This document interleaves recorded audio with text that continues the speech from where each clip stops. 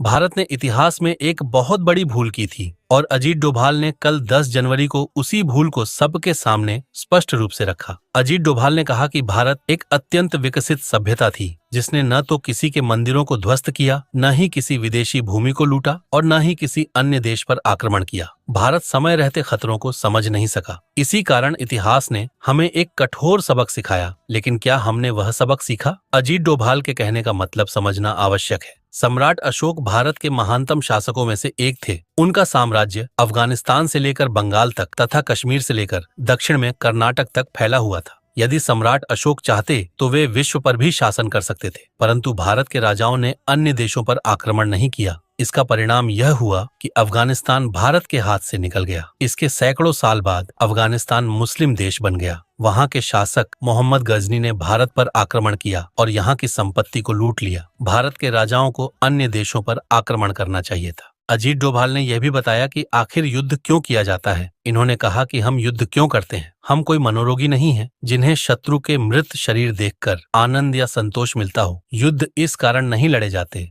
युद्ध इसलिए लड़े जाते हैं ताकि किसी देश का मनोबल तोड़ा जा सके, जिससे वह हमारी शर्तों पर आत्मसमर्पण करे, हमारी शर्तें स्वीकार करे और हम अपने उद्देश्य प्राप्त कर सके। क्या आप अजीत डोभाल के इन सभी विचारों से सहमत हैं?